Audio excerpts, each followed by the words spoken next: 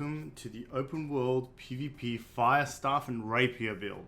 Now I used this build in the beta, so things are subject to change, but I thought I'd put it out there anyway and see what you guys think. This build has insane amounts of mobility.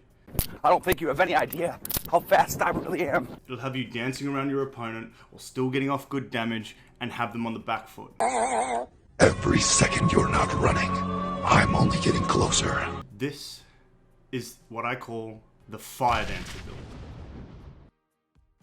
Here are the talent choices for the Fire Staff. And here are the talent choices for the Rapier. Now, let's have a look at the attributes.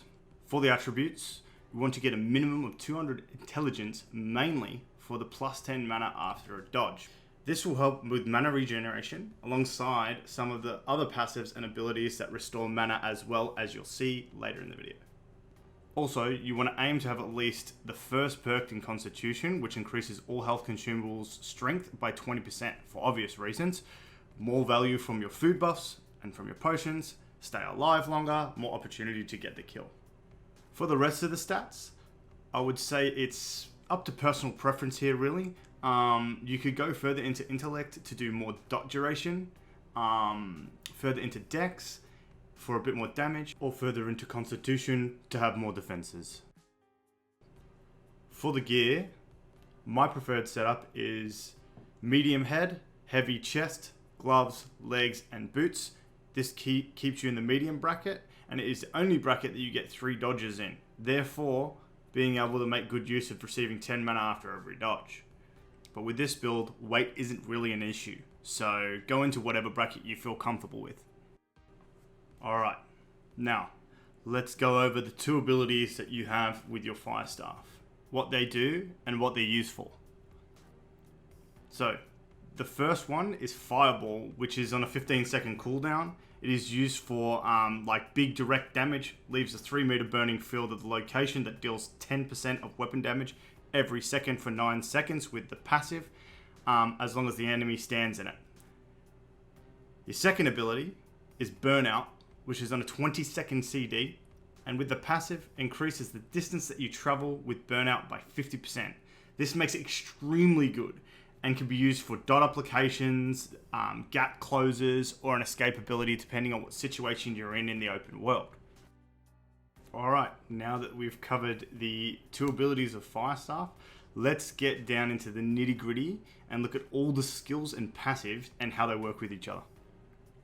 Your light attack passives. Light attacks burn for 3% weapon damage each second for 6 seconds. Moving on to the heavy attacks, all from the Fire Mage tree. Spell Focus, which makes your heavy attacks restore 5% mana on hit.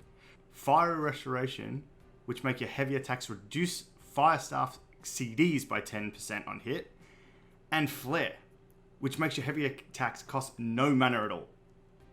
These 3 passives synergize really well. Not only do your heavy attacks cost no mana, but if you get a hit, you get 5% mana back and 10% CD reduction. Okay, moving on to the skills and passives for burn damage. Your offensive skills and passives. Your first skill is Burnout, which we discussed earlier, which dashes through the target, dealing 129% weapon damage on hit and applies burn to the target for 10% weapon damage each second for 8 seconds. You have your Fire Mage tree passive Singe, so when you crit, you're burning for 3% weapon damage every second for 6 seconds. You got your passive in the Pyro tree, Watch It Burn. Light attacks burn for 3% weapon damage each second for 6 seconds. And then you've got your passive from the Pyro tree Kindle, which burn lasts 20% longer. One defensive passive here in the Pyro tree, Let It Burn. When burn deals damage, you gain 10% forward, which is basically 10% damage reduction for 2 seconds. These 4 passives also synergize super well. You can sometimes get upwards of 5 stacks of burn on your target because of Kindle passive for the 20% burn duration, which means you are getting free damage in between your abilities. Also, you get a nice 10% damage reduction from Let It Burn. Alright, skills and passives for your mana regen. First skill, Fireball with your passive Catch. A direct hit with your fireball will give you 10% mana and reduce your CDs by 7%. Your first passage in the Fire Mage tree, Spell Focus, your heavy attacks restore 5% mana. Your second passive here is the Fire Mage tree again. With Flare, your heavy attacks do not consume mana, which we spoke about earlier. This keeps your mana maintained all the time. You will hardly find a time where you are mana starved or something like that. With the combination of your intellect perk for the 10 mana per dodge, your fireball skill with its passive catch, and your free heavy attack hits and its mana restoration, you won't have a problem with spamming your light attacks for those juicy burn attacks. Into your skills, passives, crit. There are two passives here, both from the Fire Mage tree. First one here is Spell Slinger, which your abilities gain 15% chance to crit. Second one here is Prophet of a Fire Guard, 20% crit damage while holding fire staff. Simple for this one, your crits will hit harder. More crits equals more burn stacks, which means even more damage for you while doing nothing. Nothing at all! Okay, now the quality of life passives. There's three here. One from the Fire Mage tree, Clear Mind. While you're above 50% mana, you get 10% damage increase. Next one from the Pyro tree here, Combat Speed. When you activate a Fire Staff ability, you gain 10% haste. Third one from the Fire Mage tree, Runes of Helios. Places 2-meter rune on the ground, increasing spell damage by 30% while standing in it, has a 30-second cooldown. Alright, so the Clear Mind passive here is super good. Seeing as you will always have a way to pop your mana back up to full quite easily, you basically have a permanent 10% damage increase. Now, the Runes of Helios choice. I know what you might be thinking. Why use that? Why? Why? Well, it's basically the only good thing left in the tree that you can put a point into, and trust me, when you get an opportunity to use it, you absolutely destroy people. See for yourself. Alright, now let's have a look at the rapier skills that you will be using.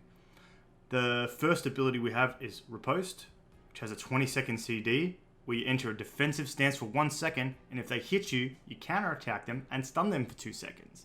This ability literally makes your opponents second guess themselves.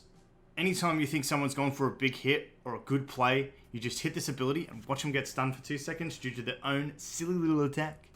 You can also run Tondo here instead by taking the points out of Riposte and into Tondo tree, removing the passive Engrade from the Blood tree and putting it into Unearing instead for the extra bleed damage. The choice is yours. I enjoy both, but Riposte just gets you out of a lot more situations, in my opinion. Second ability is Evade, which has a 6-second CD and performs a small, reliable sidestep in your current movement direction that cancels any current activity and provides momentary invulnerability. This throws off your enemy so much and can be used quite frequently, so take advantage of it. Lastly, but not leastly, is Fletch, which has a 17-second CD. Fletch can be used as a damage dealer, a gap closer, or an escape ability. It's super useful in many situations, as it's a quick animation compared to your burnout ability on your fire staff, so you can get out of a sticky situation quicker. You can even get out of some CC like the Great Axe Gravity Whelm. It doesn't work on the traps from the musket though, so be aware of that. Into the light and the heavy attacks. So both light and heavy attacks are affected by the passive Momentum, where you gain 25% increased damage for your next light or heavy attack after using one of your abilities. This is extremely strong, so make sure you take advantage of it.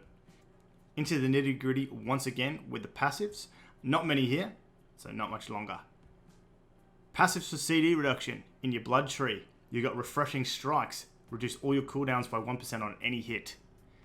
Alright, Red Curtains in the Grace tree. Critical Strikes reduce all cooldowns by 5%. These two passives reduce your skill cooldowns quite a bit and make it easier for you to get your Riposte and your Fletch back a lot earlier.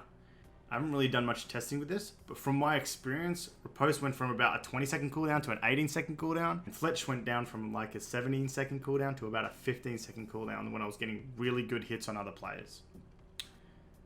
Onto your damage increase passives.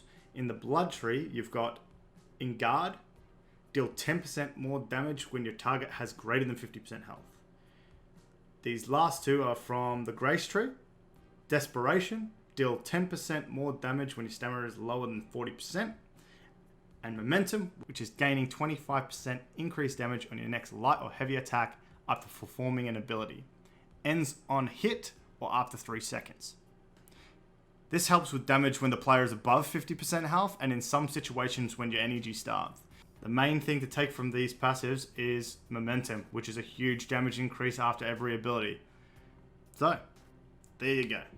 That's the build. I hope you enjoyed this video. This is my first video trying to make like a build guide. So if you guys could leave in the comments if there's anything I missed or build you'd like to see after the release, let me know and I'm more than happy to make this. I put a lot of effort into it. So thanks for watching and I'll see you in the next one.